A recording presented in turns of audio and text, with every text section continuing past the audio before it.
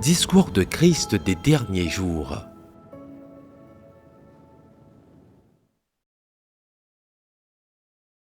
La croyance en Dieu doit commencer par le fait de percer à jour les tendances malfaisantes du monde. Certains jeunes, bien qu'ils croient en Dieu, ont beaucoup de mal à se débarrasser de cette mauvaise habitude d'aimer jouer à des jeux sur ordinateur. Que contiennent ces jeux vidéo en général ? Ils contiennent beaucoup de violence. Les jeux, c'est le royaume du diable. Pour la plupart, lorsqu'ils jouent à ces jeux pendant longtemps, ils ne peuvent plus faire un vrai travail. Ils ne veulent plus aller à l'école, ni travailler, ni penser à leur avenir, et encore moins pensent-ils à leur vie. Qu'est-ce qui occupe actuellement le cœur des jeunes dans la société ? À part manger, boire et se divertir, leur cœur est occupé par le jeu. Tout ce qu'ils disent et pensent est absurde et inhumain. On ne peut même plus utiliser les mots sales ou mauvaises pour décrire les choses auxquelles ils pensent. Ce ne sont pas des choses que ceux qui ont une humanité normale devraient avoir. Ce sont toutes des choses absurdes, inhumaines. Si tu parles de questions ou de sujets en rapport avec l'humanité normale, ils ne supportent pas d'en entendre parler. Ils ne sont pas non plus intéressés ni disposés à écouter, et ils te trouveront même antipathique. Ils n'ont pas de langage commun, ni de sujet de conversation en commun avec les gens normaux. Tous leurs sujets de conversation concernent la nourriture, la boisson et les plaisirs. Leur cœur est rempli de tendances mondaines. Quelle perspective d'avenir ont-ils ? Ont-ils un avenir ? Non, ces gens sont inutiles. Inutile est un terme tout à fait adapté. Qu'est-ce que cela signifie ? Peuvent-ils se consacrer aux activités dans lesquelles l'humanité normale doit s'engager ? Ces gens ne consacrent aucun effort à leurs études. Et si quelqu'un devait les faire travailler dur, y seraient-ils disposés ? Non, Que penseraient-ils ? Ils se diraient : à quoi ça sert de travailler ? Ce travail est tellement fatigant. Qu'est-ce qu'il peut m'apporter ? Rien excepté fatigue et douleur. Jouer à des jeux est tellement plus amusant, plus reposant et plus agréable. Quand je suis devant un ordinateur et que je vis dans un monde virtuel, j'ai tout. Si tu les faisais travailler de 9h à 17h, arriver au travail à l'heure et travailler à des heures fixes, comment réagiraient-ils ? Seraient-ils prêts à respecter ces horaires et à accepter de telles contraintes ? Quand des gens jouent constamment à des jeux et perdent leur temps sur l'ordinateur, au bout d'un moment, leur volonté disparaît et ils deviennent décadents. Les non-croyants se plaisent à suivre les tendances et ils aiment les modes, particulièrement les jeunes, et la majorité d'entre eux ne font pas leur propre travail, ni ne suivent le bon chemin. Leurs parents sont incapables de les gérer. Leurs enseignants ne peuvent rien faire d'eux. Il n'y a rien qu'un système éducatif national puisse faire contre cette tendance. Les démons et Satan agissent de manière à tenter les hommes et à les amener à la dépravation. Ceux qui vivent dans le monde virtuel ne s'intéressent à rien de ce qui a un lien avec la vie de l'humanité normale. Ils ne sont tout simplement pas d'humeur à travailler ni à étudier. Ils ne se soucient que de jouer à des jeux, comme s'ils étaient attirés par quelque chose. Selon les scientifiques, dès lors que les gens qui jouent à des jeux entrent dans le personnage d'un jeu, leur cerveau commence à sécréter une substance qui les excite et les fait même quelque peu délirer. Et c'est alors qu'ils commencent à devenir dépendants au jeu et qu'ils ne pensent plus qu'à jouer. Dès qu'ils s'ennuient ou qu'ils sont en train de faire un travail utile, ils préfèrent jouer à des jeux et peu à peu, jouer devient toute leur vie. Jouer à des jeux, c'est comme prendre une sorte de drogue. Une fois qu'on commence à être dépendant au jeu, il devient difficile d'arrêter et de faire marche arrière. Cela les anéantit. Donc, qu'il s'agisse de jeunes ou de personnes plus âgées, une fois qu'ils ont pris cette mauvaise habitude, ils ont beaucoup de mal à y renoncer. Certains enfants restent éveillés toute la nuit pour jouer, nuit après nuit, et leurs parents n'étant capables ni de les contrôler, ni de les surveiller, ces enfants finissent par mourir devant leur ordinateur à force de jouer. Comment sont-ils morts ? Des preuves scientifiques indiquent que leur cerveau a été détérioré. Ils ont joué avec eux-mêmes jusqu'à la mort. D'après vous, est-ce que le jeu est quelque chose que des gens normaux sont censés faire ? S'il était nécessaire à l'humanité normale des gens, si c'était la bonne voie, comment se fait-il que les gens soient incapables de s'en détacher ? Comment se fait-il que cela puisse les captiver à ce point ? Cela prouve une chose, c'est que le jeu n'est pas une bonne voie. Passer toute la journée perdu sur Internet, surfer en ligne pour telle ou telle chose, regarder des choses malsaines et jouer à des jeux, s'amuser à faire cela toute la journée, ne peut que conduire les gens à s'avilir avec des choses insignifiantes, à leur faire du mal et à leur nuire. Rien de tout cela n'est le droit chemin. De nos jours, les adolescents, les jeunes et même les personnes d'âge moyen et les personnes âgées, tous jouent aux jeux vidéo. De plus en plus de gens y jouent. Même si la plupart ont conscience que ce n'est pas une bonne chose, ils ne peuvent pas s'en empêcher. Cette pratique fait du mal aux jeunes générations et elle a fait du mal à un grand nombre de personnes. Et comment les jeux font-ils leur apparition ? Ne viennent-ils pas de Satan ? Certains individus stupides disent « Les jeux vidéo sont un symbole du progrès scientifique moderne. Ils sont des avancées scientifiques. » Que penser de cette explication ? Elle est ignoble. Le jeu n'est pas un bon chemin. Ce n'est pas le droit chemin. Cette pratique n'est pas simplement une question de suivre les tendances sociales. Même les non-croyants disent que le jeu anéantit la détermination des individus. Si tu ne peux pas abandonner quelque chose de si simple que cela, si tu ne peux pas te contrôler en la matière, alors tu es en danger. De nos jours, il est fréquent que les gens jouent aux jeux vidéo, se droguent, qu'ils soient jeunes ou vieux, et le monde entier est ainsi.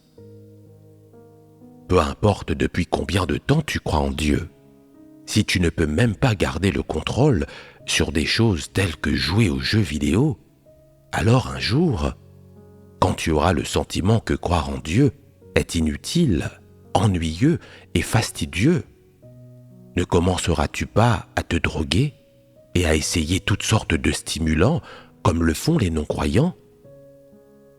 C'est incroyablement dangereux. Tu crois peut-être en Dieu, mais tu n'as pas de fondation et tu n'as pas acquis la vérité. Tu risques donc vraiment de le trahir. S'il t'arrive quoi que ce soit, il se peut très bien que tu t'effondres. Il existe tellement de tentations dans ce monde malfaisant. Et Satan cherche par tous les moyens à séduire ceux qui croient en Dieu sans poursuivre la vérité. Si tu ne manges et ne bois pas régulièrement les paroles de Dieu, et que ton cœur et ton esprit sont souvent vides, alors tu es en grave danger. Votre cœur est-il vide la plupart du temps? Les jeunes sont vides une grande partie du temps. Il est très dangereux de laisser ce problème sans solution. Puisque vous croyez en Dieu, vous devez lire davantage ses paroles.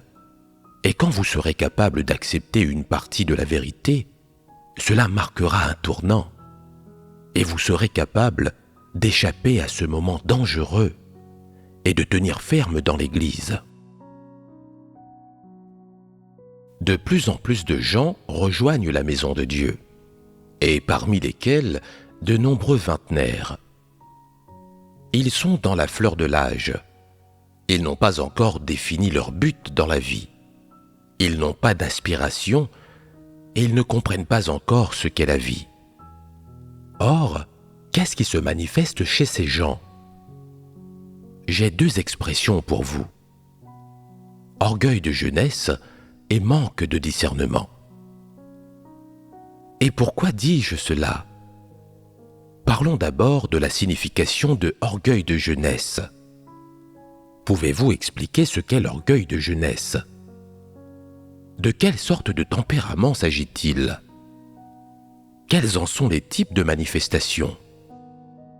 Lorsque les gens pensent que tout ce qu'ils aiment est ce qu'il y a de mieux, que tout ce qu'ils imaginent est correct et qu'ils ne veulent écouter personne.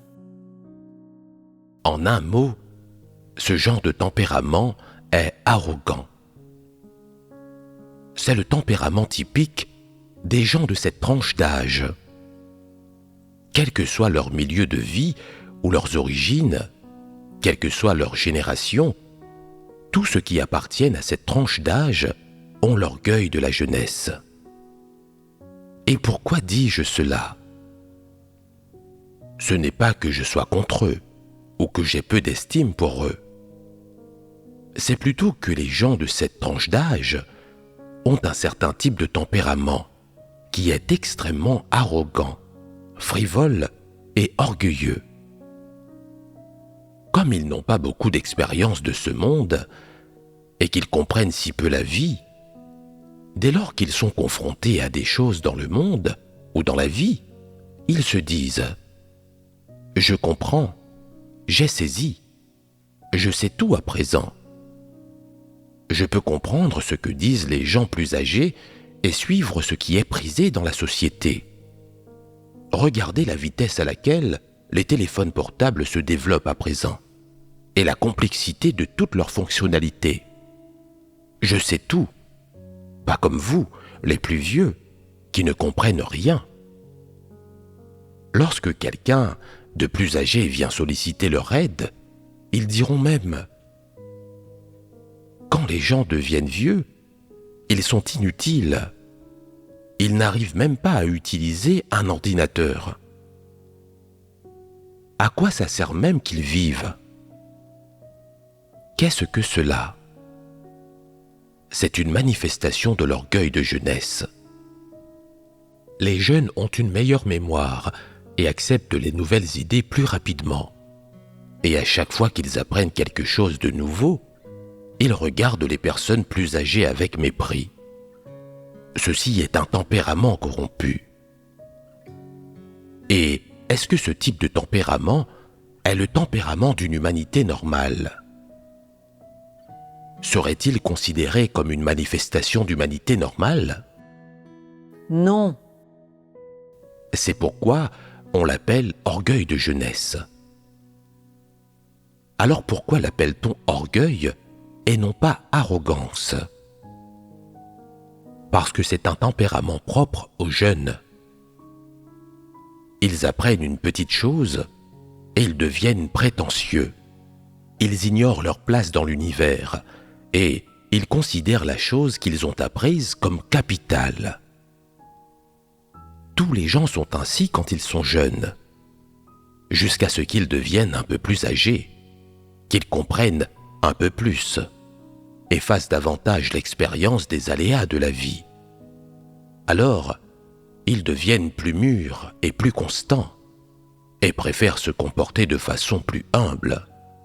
Ils n'en font pas toute une histoire lorsqu'ils apprennent à faire quelque chose et ils ne s'énervent pas lorsqu'ils n'arrivent pas à faire quelque chose. Les jeunes sont incroyablement prétentieux. Dès qu'ils apprennent à faire quelque chose, ils doivent s'en vanter et ils en tirent de la fierté. Parfois, quand ils sont enthousiastes, ils commencent à sentir qu'ils ont dépassé tout le monde, que le monde n'est pas assez grand pour eux et qu'ils préféreraient plutôt vivre sur une autre planète. C'est de l'orgueil.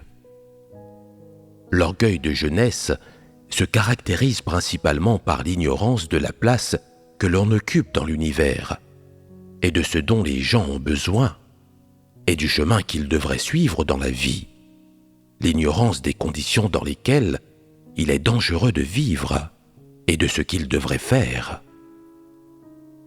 C'est pourquoi les gens disent souvent « ils sont dépourvus de discernement et ils ne connaissent pas la vie ». Les gens de cette tranche d'âge ont ce tempérament orgueilleux et ils révèlent ces choses-là. Ce sont des jeunes qui pensent que tout le monde leur est inférieur. Et quand tu dis quelque chose qu'ils n'aiment pas, ils se contentent de t'ignorer. Les parents ont du mal à comprendre ce que pensent les jeunes. Un mot de travers, et ils piquent une colère et partent en trombe.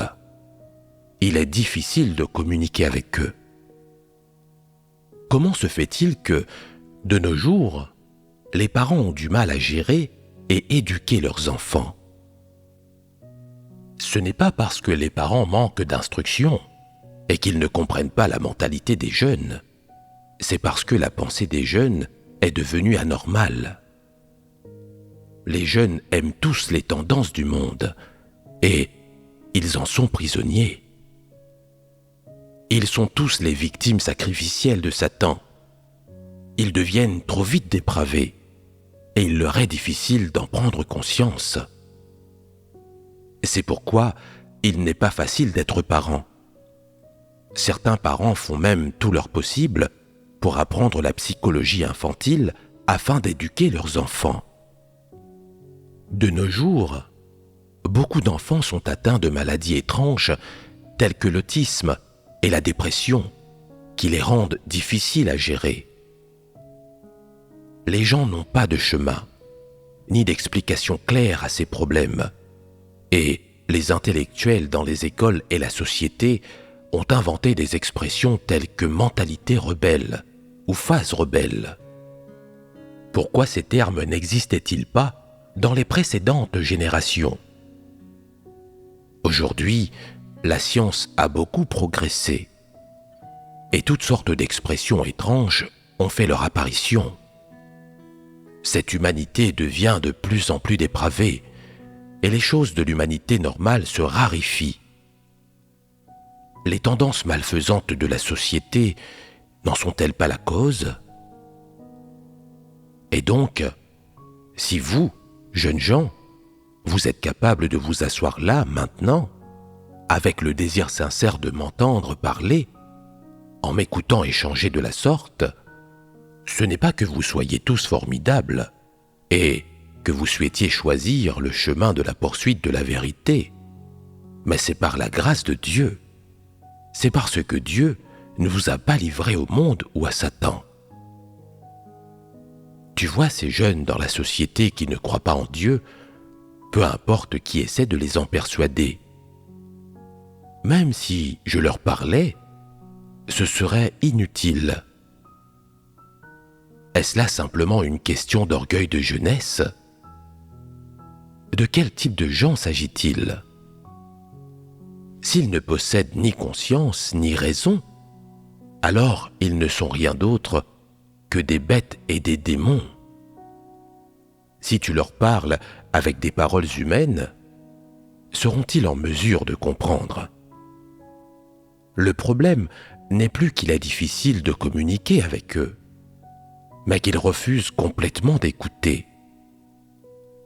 C'est par la grâce et la protection de Dieu que vous êtes capable d'accepter son œuvre à présent, de comprendre ses paroles et de vous intéresser au chemin de la vérité.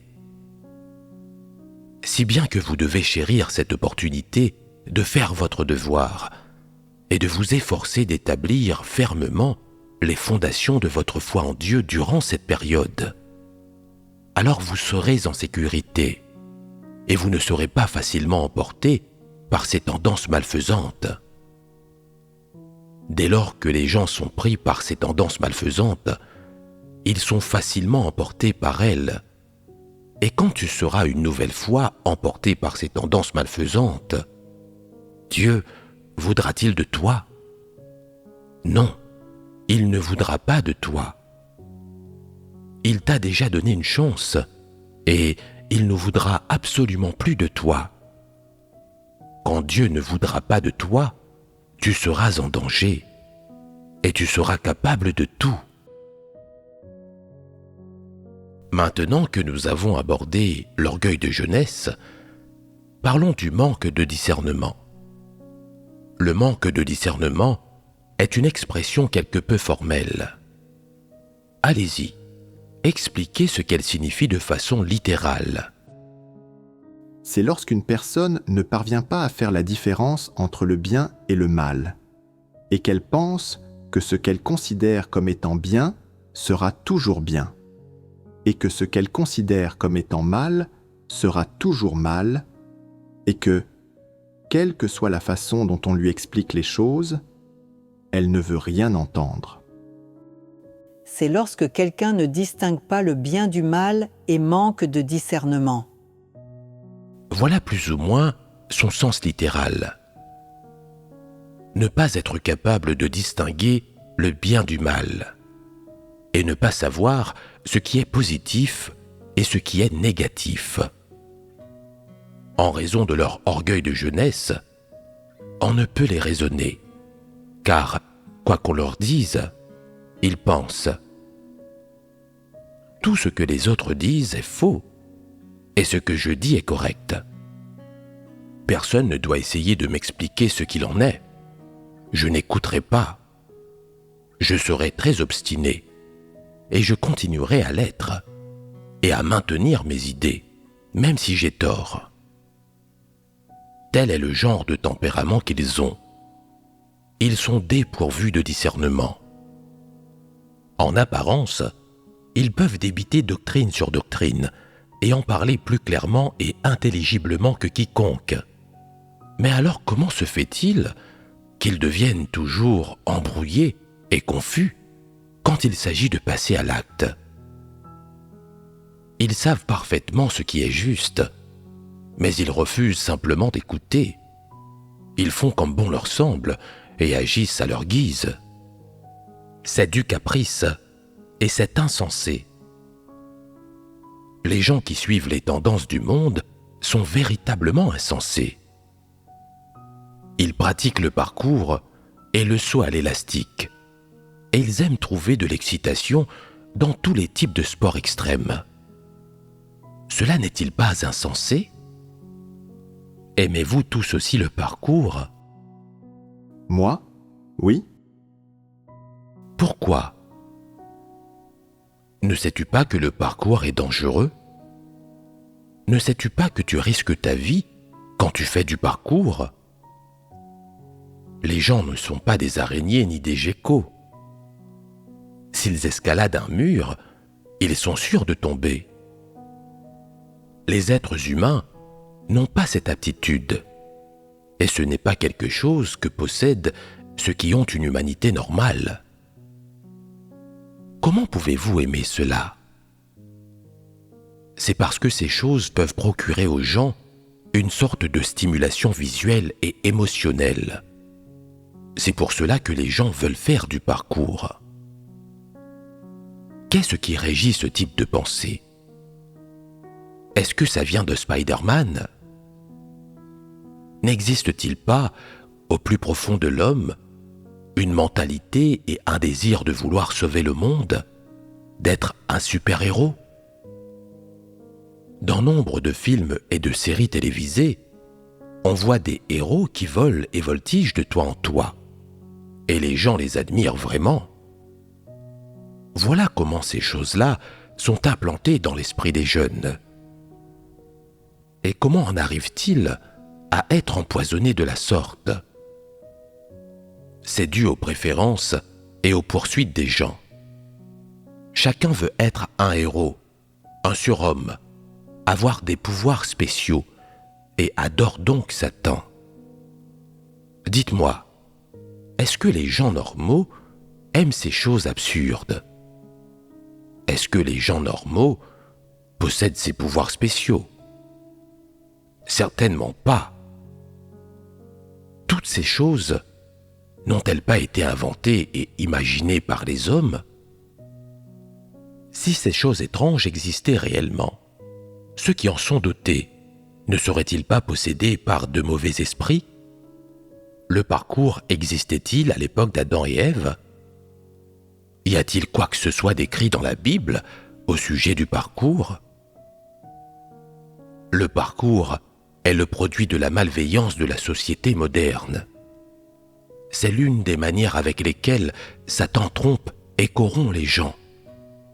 Satan profite de l'inclination des jeunes pour ce qui est étrange et excitant, pour concocter, inventer et mettre en scène des histoires. Voilà comment il trompe ces adolescents dépourvus de discernement, en les amenant à rechercher les pouvoirs spéciaux, étranges et excitants de Satan. Cela n'empoisonne-t-il pas les gens? Ces choses deviennent du poison dès lors qu'elles entrent dans l'esprit des gens. Et si tu ne parviens pas à reconnaître ce poison, tu ne pourras pas complètement y renoncer. Et tu ne seras jamais débarrassé de son influence, de sa perturbation et de son contrôle. Peut-on facilement éliminer ce poison? Comment peut-on résoudre ce problème? Certains répugnent à renoncer à ces choses. Ils pensent qu'elles sont bonnes et qu'elles ne sont pas des poisons, mais avec ce genre de pensée, ils ne peuvent y renoncer. Par conséquent, pour ne pas céder aux tentations de Satan, tu dois faire tout ton possible pour te tenir à l'écart de ce qui corrode ton cœur et t'empoisonne, tant que ta stature est encore petite, car tu manques de discernement, et tu es encore stupide et plein d'orgueil. Tu ne t'es pas équipé de suffisamment de choses positives, et tu ne possèdes absolument pas la vérité réalité. Pour parler dans les termes de la foi, tu n'as ni vie ni stature. Tout ce que tu as, ce n'est qu'un peu de disposition et de volonté à croire en Dieu. Tu penses que croire en Dieu est une bonne chose, que c'est le bon chemin à suivre, et la manière d'être quelqu'un de bien. Pourtant, tu te dis « Je ne suis pas quelqu'un de mauvais parmi les non-croyants. J'aime le parcours, mais je n'ai rien fait de mal. Je suis toujours quelqu'un de bien. »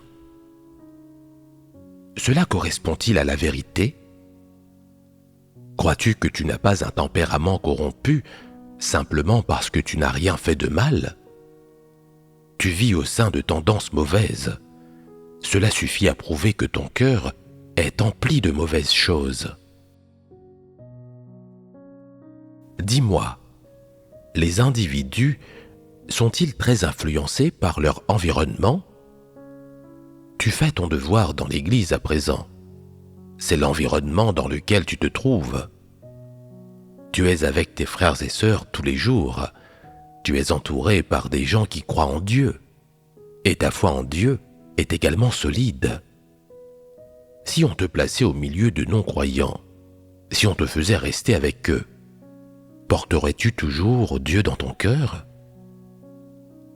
Si tu étais en contact avec eux ou vivais parmi eux, ne suivrais-tu pas les tendances tout comme ils le font?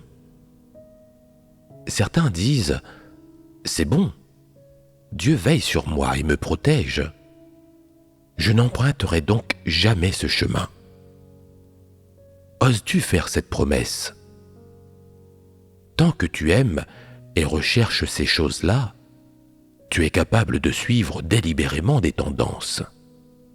Même si, dans ton cœur, tu sais que c'est faux, tu te diras simplement, avec désinvolture, « Dieu, pardonne-moi, c'était mal de ma part. » Avec le temps, tu cesseras de te sentir coupable ou de ressentir quoi que ce soit d'autre, et tu te diras, quoi qu'il en soit, où est Dieu? Pourquoi ne l'ai-je pas vu? Tu douteras de Dieu en permanence, et la foi que tu avais jadis disparaîtra petit à petit. Au moment où ton cœur aura totalement renié Dieu, tu ne voudras plus le suivre ou accomplir quoi que ce soit en lien avec ton devoir, et tu regretteras même d'avoir initialement choisi d'accomplir un devoir. Pourquoi les gens sont-ils capables de changer si facilement?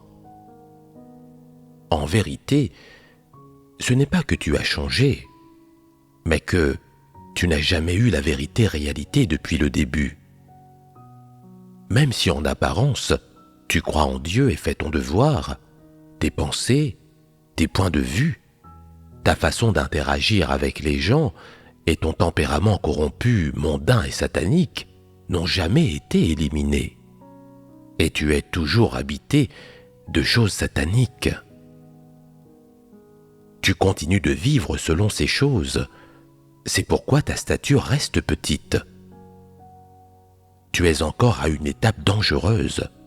Tu n'es pas encore en sécurité, ni sain et sauf. Tant que tu auras un tempérament satanique, tu continueras à résister à Dieu et à le trahir. Afin de résoudre ce problème, tu dois d'abord comprendre ce qui est mal et vient de Satan. Comprendre en quoi c'est néfaste et pourquoi Satan agit ainsi. Comprendre le genre de poison dont souffrent les gens quand ils acceptent cela et ce qu'ils deviendront, ainsi que le genre de personnes que Dieu demande que les gens soient. Quelles choses relèvent de l'humanité normale? Quelles choses sont positives? Et quelles choses sont négatives? Tu n'auras un chemin que si tu as du discernement et que tu es capable de voir ces choses-là clairement. En outre, du côté positif, tu dois aussi accomplir ton devoir de manière proactive, avec sincérité et loyauté. Ne sois pas fuyant ni tire au flanc. N'aborde pas ton devoir ou ce que Dieu t'a confié du point de vue des non-croyants ou des philosophies de Satan. Tu dois manger et boire davantage les paroles de Dieu. Chercher à comprendre tous les aspects de la vérité et à comprendre clairement ce que signifie accomplir un devoir. Puis pratiquer et entrer dans tous les aspects de la vérité tandis que tu accomplis ton devoir. Et en venir progressivement à connaître Dieu, son œuvre et son tempérament. Ainsi, sans en avoir conscience, ton état intérieur changera. Il y aura en toi plus de choses positives et actives, et moins de choses négatives et passives. Et ta capacité à discerner les choses deviendra plus forte qu'auparavant.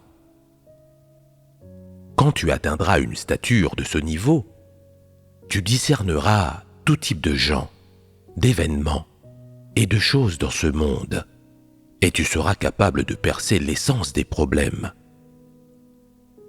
Si tu devais voir un film produit par des non-croyants, tu serais capable de percer à jour de quel poison les gens pourraient souffrir après l'avoir regardé, ainsi que ce que Satan a l'intention d'instiller et d'implanter chez les gens, par le biais de ses méthodes et tendances, et ce qu'il a l'intention d'éroder chez les gens.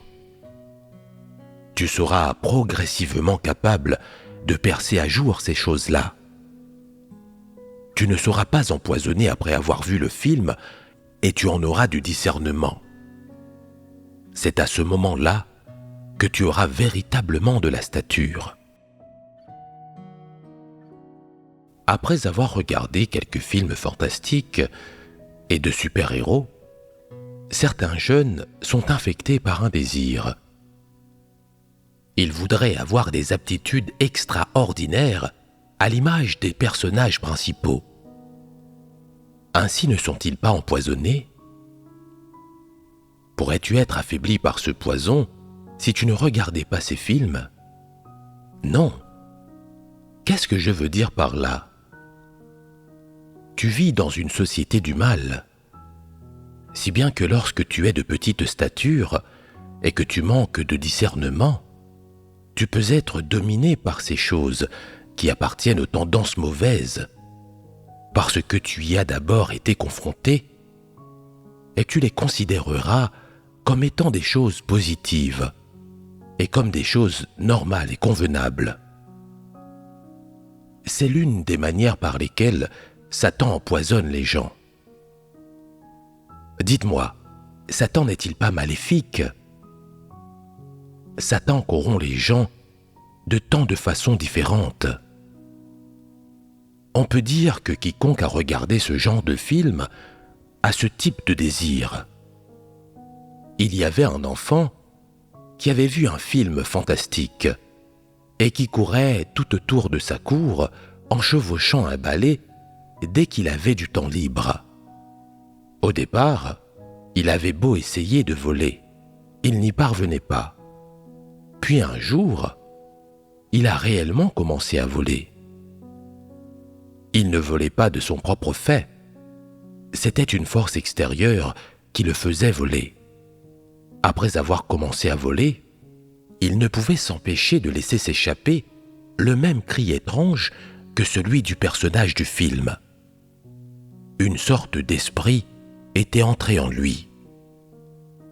Chevaucher un balai fait-il partie de la vie humaine normale? Vous pouvez chevaucher un cheval ou un âne. Pourquoi vouloir chevaucher un balai pour voler? Est-il possible de faire cela? On peut tout de suite dire que ce n'est pas quelque chose que font les gens normaux. Les balais ne peuvent pas voler. Ils ne peuvent voler qu'avec l'aide des esprits mauvais. C'est donc Satan et les esprits mauvais qui sont à l'œuvre. Satan et les esprits mauvais font des choses étonnantes, étranges et ridicules que les gens normaux ne font pas. Avez-vous un peu de discernement sur ce que fait Satan? Quel genre d'attitude devriez-vous avoir par rapport à cela? Ne devriez-vous pas y renoncer? Vous devriez réfléchir sur vous-même quand vous en avez le temps et vérifier les choses bizarres qui demeurent dans votre esprit. Pourquoi avez-vous beaucoup de choses bizarres dans votre esprit? Parce que les gens de votre génération ont été empoisonnés à l'excès. Vous voulez tous voler de toi en toi, être Spider-Man ou Batman et devenir un être supérieur. Ce n'est pas ce que devraient avoir ou posséder des gens dotés d'une humanité normale. Si tu persistes à rechercher les choses qui sont inutiles pour ceux qui ont une humanité normale, et si tu persistes à essayer et à en faire l'expérience, tu risques d'attirer le travail des esprits mauvais. Les gens ont des soucis quand ils deviennent possédés par les esprits mauvais. Ils sont capturés par Satan et ils sont alors en danger. Comment ce problème peut-il être résolu? Les gens doivent invoquer Dieu régulièrement. Ils ne doivent pas céder à la tentation ou se laisser fourvoyer par Satan. En cette époque malfaisante, où les démons et les esprits impurs grouillent et sévissent, si tu peux prier pour que la grâce et la protection de Dieu soient toujours avec toi, et si tu lui demandes de veiller sur toi et de te protéger, afin que ton cœur ne s'éloigne pas de lui, et si tu es capable d'adorer Dieu honnêtement et de tout ton cœur, n'est-ce pas là le bon chemin? Et êtes-vous prêt à suivre ce chemin? Êtes-vous prêt à toujours vivre sous l'attention et la protection de Dieu et sous sa discipline? Ou voulez-vous vivre au sein de votre propre monde libre? Si Dieu vous discipline, il se peut que cela vous fasse parfois souffrir un peu physiquement. Êtes-vous prêt à endurer cela? Oui. Vous dites que vous êtes prêt maintenant, mais quand vous serez confronté à cette réalité, il se peut que vous commenciez à vous plaindre. Être prêt à souffrir n'est pas suffisant. Tu dois également avoir la volonté d'aspirer à la vérité. Vous ne pouvez tenir bon que lorsque vous comprenez la vérité. Il est préoccupant que les jeunes soient si instables qu'ils ne s'occupent pas de leurs propres devoirs ou qu'ils n'aient pas les bonnes choses dans leur esprit et qu'ils ne veuillent pas lire les paroles de Dieu ou aspirer à la vérité. C'est dangereux. Il est difficile de dire si cela aboutira à la vie ou à la mort. À ce jour, certains jeunes écoutent des sermons depuis plusieurs années. Ils commencent à s'intéresser à la vérité et prennent volontiers des notes quand ils écoutent les sermons. Ils éprouvent une sorte de faim et de soif de justice, et ils sont capables de comprendre la vérité. Cela signifie qu'ils ont déjà une fondation, et aussi longtemps que la vérité prendra racine dans leur cœur, ils seront beaucoup plus en sécurité. S'ils continuent à aspirer à la vérité, ils seront assurés de pouvoir comprendre la vérité, entrer dans la vérité réalité et parvenir au salut.